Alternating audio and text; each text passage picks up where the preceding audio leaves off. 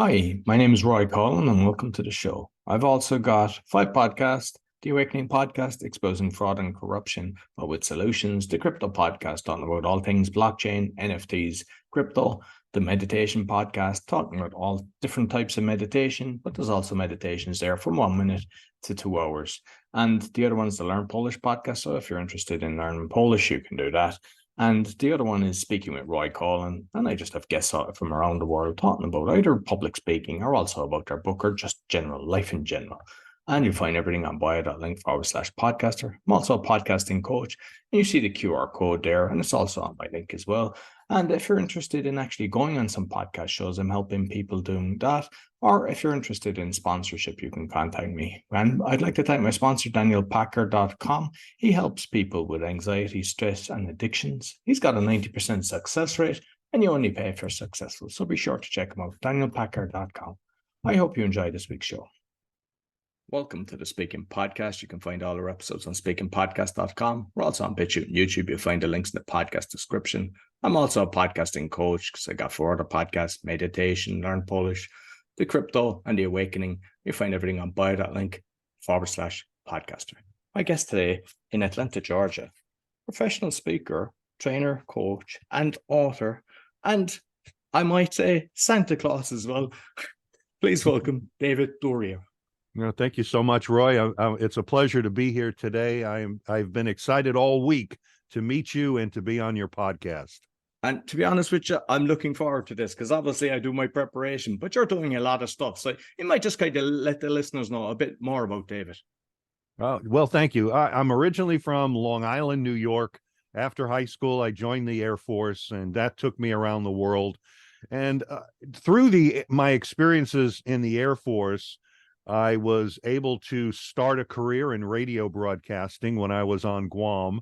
I was introduced to theater while I was in the military, and I was also given an opportunity to be a trainer for the Air Force. And that started my career for 30 years in training and development, which has led me to my career, which I have today, is working with all types of subject matter experts to help them be better presenters, better engaging presenters, and also to be more confident on stage.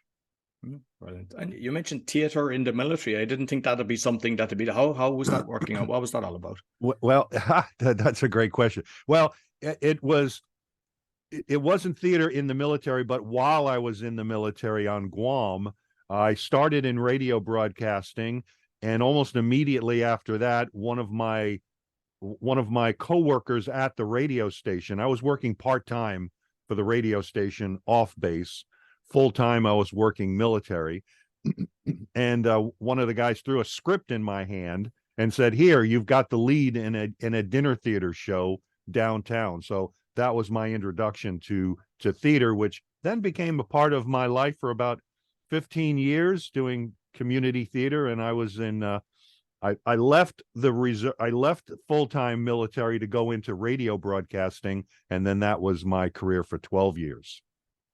Oh, fantastic. And before we go into the broadcasting, because I think you obviously can give a lot of tips. The minute I saw your picture, before I saw a Santa Claus picture, I said, "That's a fantastic beard. You'd make a great Santa." And as it turns out, you are a Santa. You have to tell me that story, how you got into doing that. Well, that's a great story. I was living in Northern California. I was working full-time radio, and many people who know that, back in the late 80s, I was looking for my fame and fortune in radio. I found some of the fame, but none of the fortune. I needed a part-time job. So I looked through the newspaper and I saw Santa's needed. So I went down and I got the job as a Santa Claus. I didn't have the beard then. I had the strap-on beard and the glue-on mustache and all of that. I had that for 27 years. For just 3 years, I've had this. But I started doing malls and parties, and as soon as I put on that Santa suit, it just felt natural. I had been acting for a while, so this was another character. But it was just magical to be in that suit and to portray the character of Santa Claus. And it's been a part of my life for over 30 years now.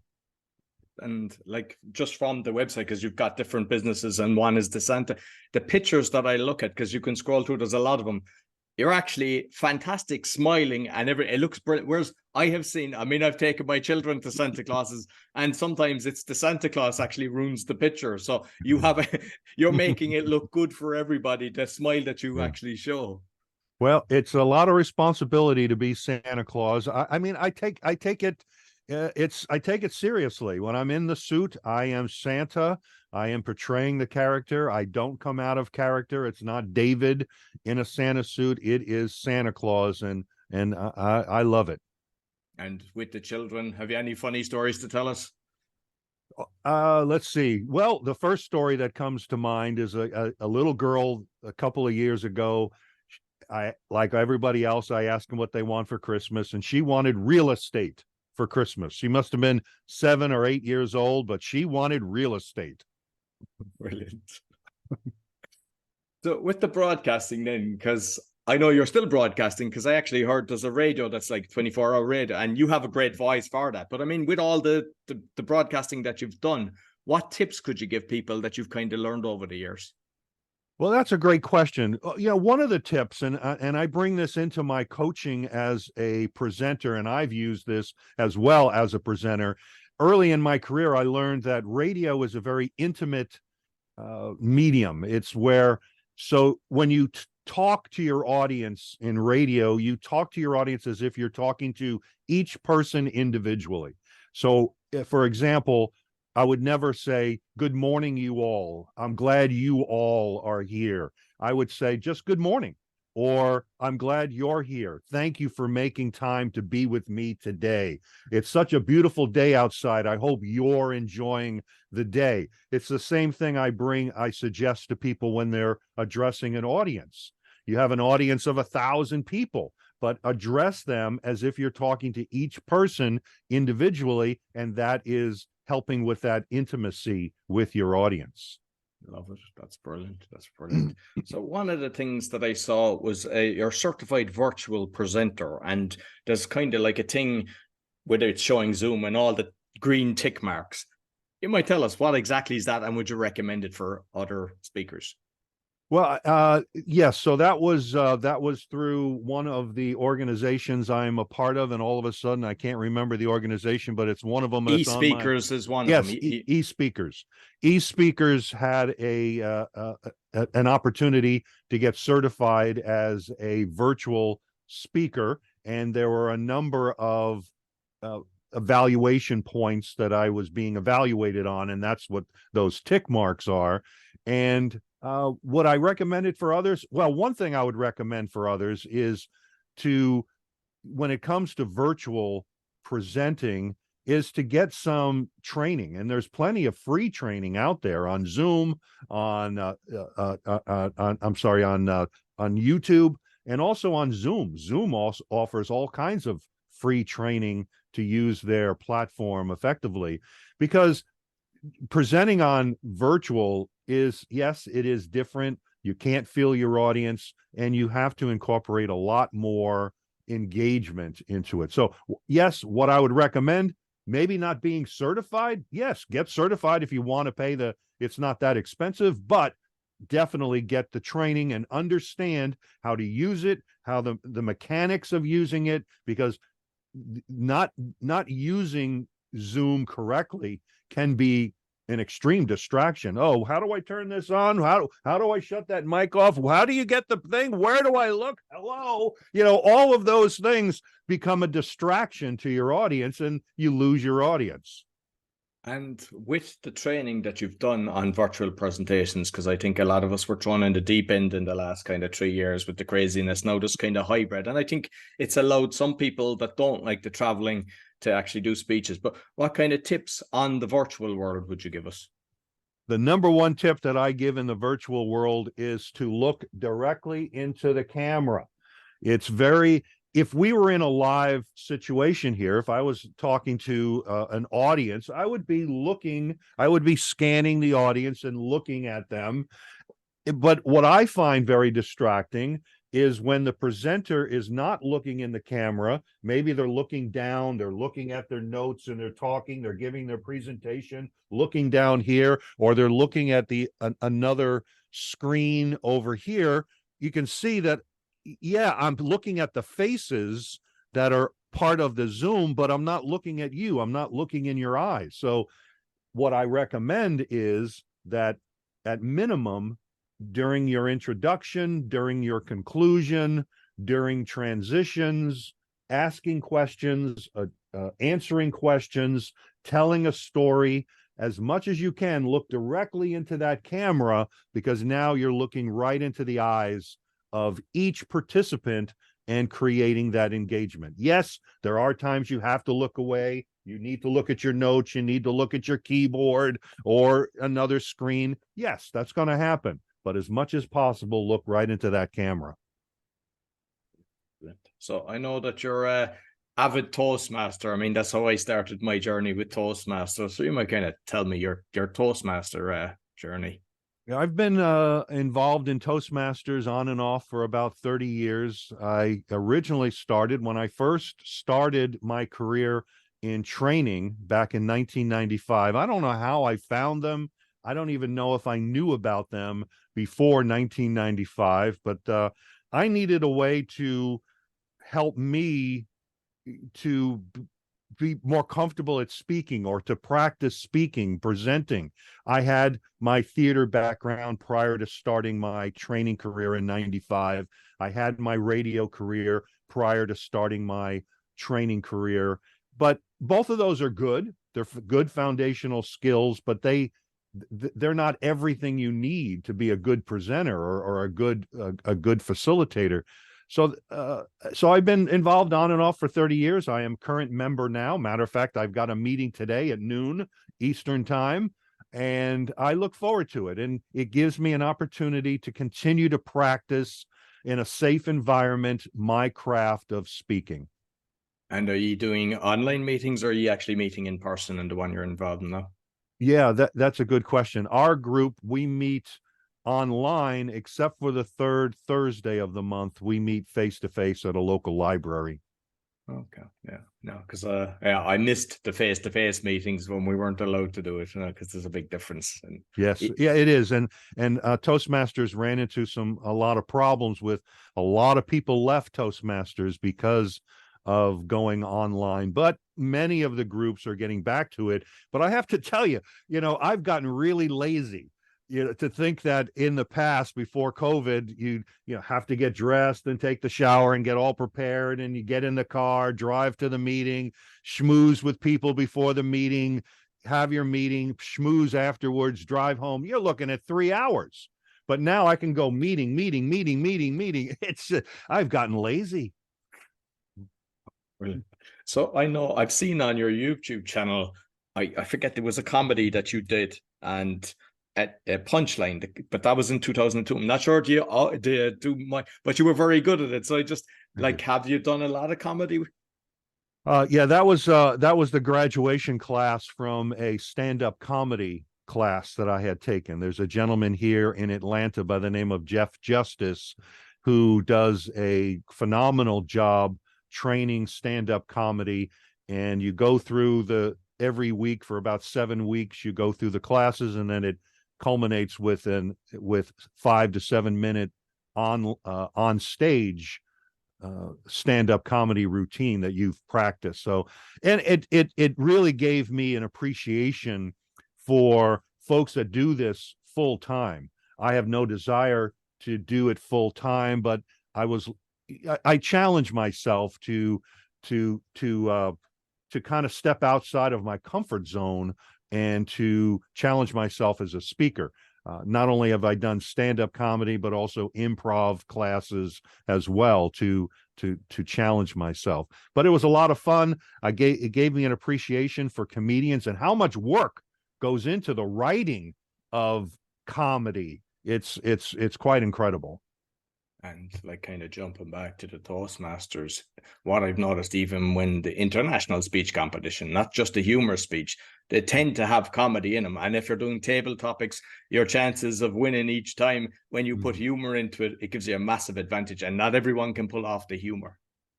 Yes, and yes, that definitely is a challenge. And you brought up a really good point in table topics, which is the impromptu speaking. Well, in any speech that you give, you want to get some sort of engagement with your audience. You can see my tagline is talking and telling ain't training or selling. So just getting up and just talking, and the audience and the audience is not being brought into the presentation. They're not getting emotionally connected to the presentation. These are things that those judges are looking for. Is, were you able to get your audience to react in some way with the international speech contest or any speech? Were you able to get them to laugh or ooh, or to feel something, or to see something in their mind? Those are things that those judges are looking for. Just when you went the who there, I was thinking I have to hear your ho ho ho. Okay, well, So I know you concentrate on engagement principles as well so you might just touch on that, because obviously you're covering that in your work. Yeah, so you're talking about the 8 principles of engagement. This is at the foundation of my coaching, and the 8 principles of engagement. It's all about creating engagement with the adult. I'm going to say the adult learner, the adult participant, or the adults in the room. Whether you are giving a keynote speech or training, mentoring, running a meeting, or doing a podcast like this, you need to understand the foundational skills of how to engage people. How adults learn, how do they retain information? That's at the foundation of those 8 principles. So we can talk about one of them, and Absolutely. that is the principle of ownership. And this is where your audience needs to take ownership in wanting to learn more or wanting to listen, that the speaker has done a well enough job giving the introduction or setting the stage where the audience is saying, yes, I see the value. Yes, I understand that when we get to the end of this podcast, Roy is going to be able to teach me X, or I'm going to learn more about this thing over here. So here the responsibility is on the facilitator to set the stage where the audience understands the WIFM, what's in it for me, and they understand the value of what we're going to get out of this. They take ownership. Brilliant. Like one of your businesses, then you do kind of like the voiceovers, which I presume do you do audiobooks as well for people? No, I will do an audiobook if somebody would ask me, but 100% of what I do is for training, online training materials, for computer-based training. And yeah, those self-paced courses, I do the voice for that. Because there was one, it was on YouTube, it was about 7 or 8 minutes about the town. I'm not sure where it is there now, but it's basically you were talking as they were showing the horse chairs. Oh, yes. Yeah. And that was very well done. But I mean, have you like advice to people that might be getting into something like that, what to be watching out for?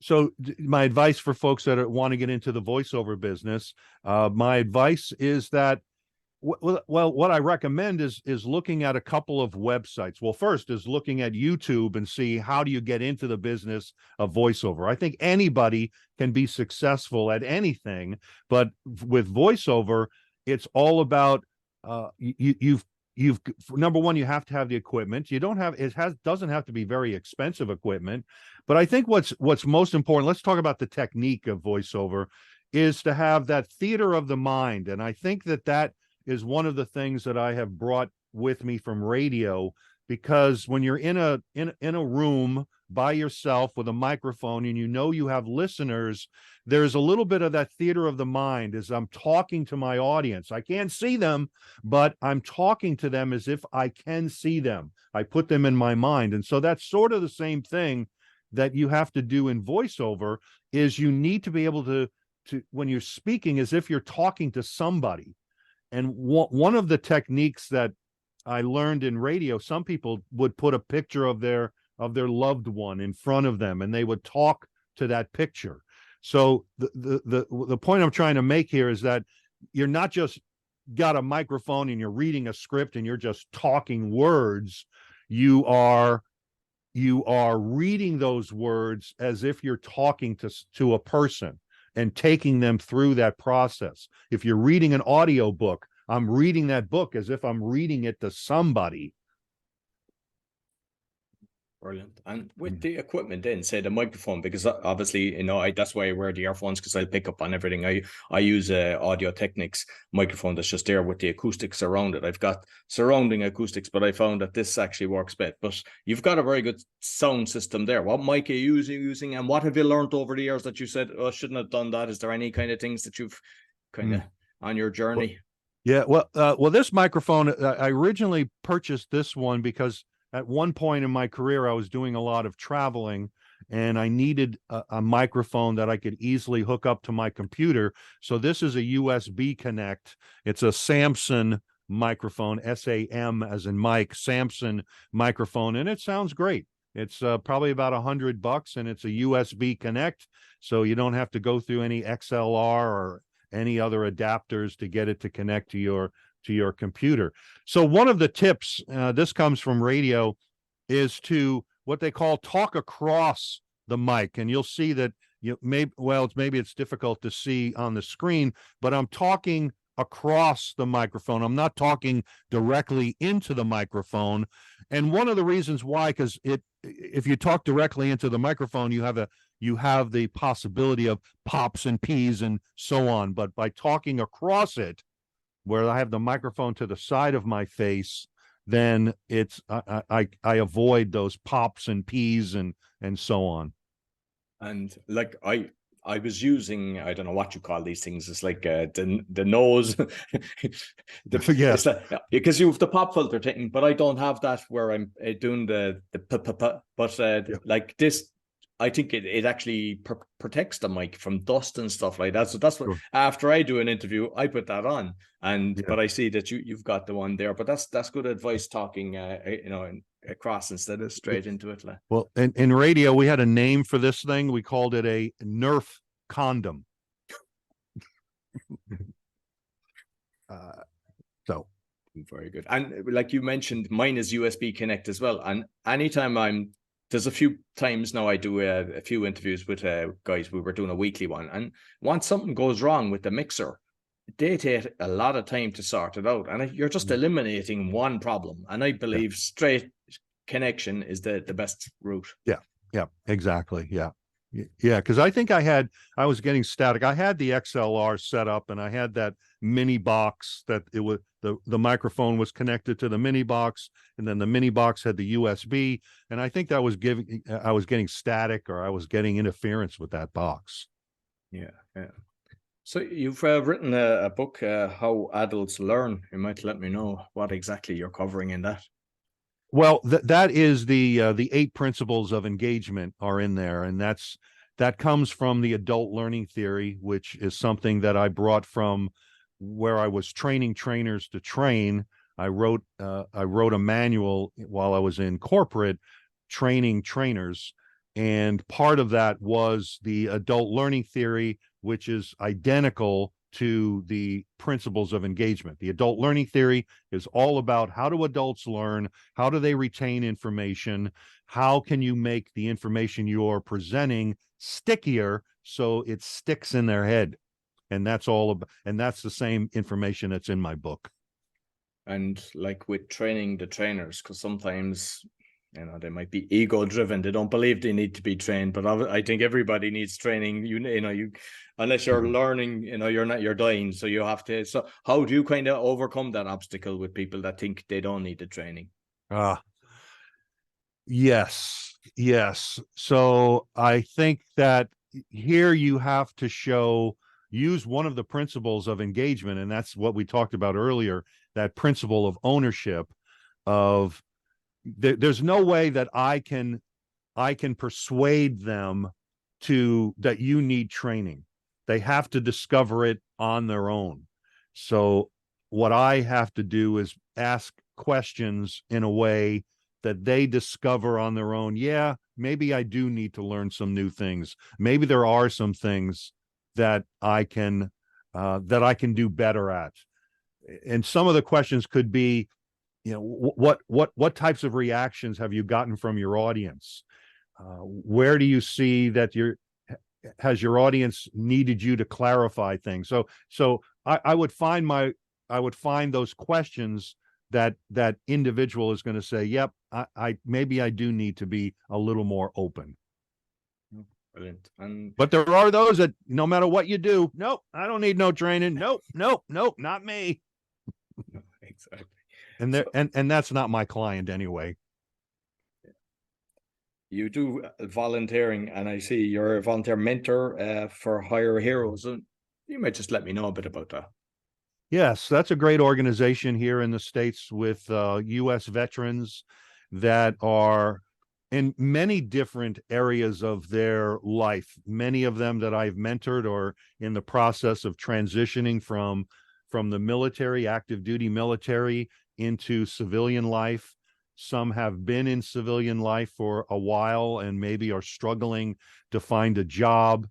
And my job with the mentoring is to when you sign up for certain areas that you feel you have expertise in. And so I feel I have expertise in helping people with interviewing skills, training and development, because I've been a part of that for 30 years, and just helping people to discover. Many of them are, when they're transitioning, they say, I don't know what I want to do because I've been working with bombs for 20 years in the military. How does that transition into a civilian job when I've been working with bombs and ordnance and all this other stuff? So what I love to do with the mentoring is to talk to these vets, dig inside of them and find what is their passion, what is it that they love to do, and then help them to get an idea of what direction that they'd like to go in. And another thing that they ask about is LinkedIn, because when you're in the military, you don't have to write a resume while you're in. You don't have to use LinkedIn. You don't have to network or anything. So all of these things are brand new to them. So Hire Heroes is a great organization, and I'm just one small part of being a mentor for these vets. Yeah, brilliant. And like, I suppose with being in the military, because a lot of the time you're not based in one area, you're constantly moving. And I suppose with some of the speakers that are doing not only the 50 states, but sometimes they're doing international as well.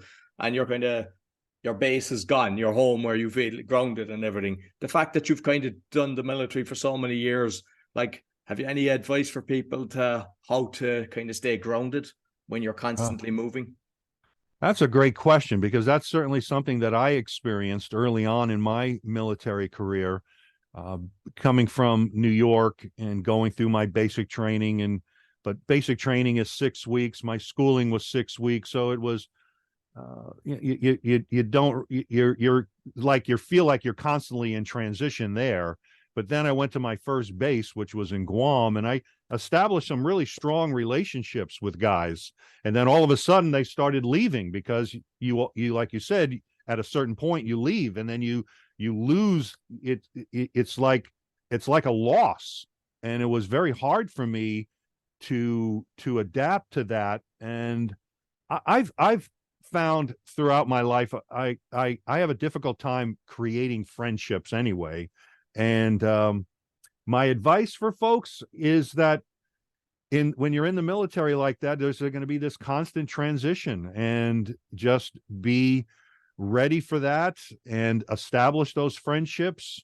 And now with Zoom, you can continue those friendships. Back when I was in the military, it was back in the late 70s, early 80s. This wasn't even thought of back then. So I guess just continue to try to stay in touch. I don't know if I answered that question No, or you did. not, Yeah, no, but I gave no, a shot at it. no, it's very good. And just on, because you mentioned like you find it hard finding friends. What I found is with Toastmasters, it's a great way of actually meeting new friends. And I mean, even though the club that I founded one club, and even though it closed after the lockdown, like we're all still friends from it. And Yeah. I think that's the best thing that came out of the Toastmasters. So I think it's a great way for people that have a fare to join a club. Well, you brought up a really great point, because when I was active duty, but it was when I was in the reserves that I was in Toastmasters. And then after 9/11, I was doing some traveling. I was in Germany, Saudi Arabia, Turkey, and each of those places, there was a Toastmasters on the base. So I got involved in Toastmasters. So there's Toastmasters all over the world. You go to toastmasters.org, you're going to find them in every part of the world you can think of. You brought up a really good point. So if you are traveling, find your local Toastmasters club and get involved. Brilliant. And like finally, I loved talking about kind of the different social media that serves you. And what I think you're doing it right, because sometimes people put everything on one website, but you've got all separate websites, but of course linking them, letting them know that the different things exist. So like, just what do you feel serves for you on social media and also on the website? Do you think that was a good call that you did by having the separate businesses that you've got? Yeah. So what you're talking about is down on my my presentation skills website, presentyourwaytosuccess.com. Down at the bottom, I have my other three websites, my other three businesses, my Santa Claus, my voiceover site, and also my radio station, which is cliradio.com. Matter of fact, I have a number of listeners that tune in Ireland. I know you're not in Ireland now, but I do have a number of listeners in Ireland, because I can see what countries people are tuning in from. And I'm not a master at the website, but I did read that it's good to have these, well, I guess they call backlinks to other sites, and that helps. But I want people to know all the things that I'm involved in. I think the biggest area that I get traction is on LinkedIn through my presentation skills, because every day I post a tip or a trick on how to present, or how to use PowerPoint, or how to network, but it's all about using presentation skills. But I appreciate that you looked at my stuff well enough that you saw that I had all those other links down on my website. And just because with the radio, actually, that you've got your own kind of the radio station, is that something hard to do? Because some people aspire to actually set up something like that it's international, or like, is it something that you created yourself in your own server and stuff like that, or is there an organization that does it all for you? Well, there is an organization that I run the radio station through. Everything is online through an organization called Live 365. Anybody can have a radio station. There is the thing that I like about Live 365 is through your subscription, they pay the royalties. All the music is up to you to upload, that you have to purchase, or you have to gather whatever way that whatever resources that you have. So the 8,000 plus songs that I have up on there either came from my existing library or from music that I have purchased through a variety of sources. And it's broadcasting worldwide. It's up to me to create the format, and it's all automated. You can go live. Many people do live radio.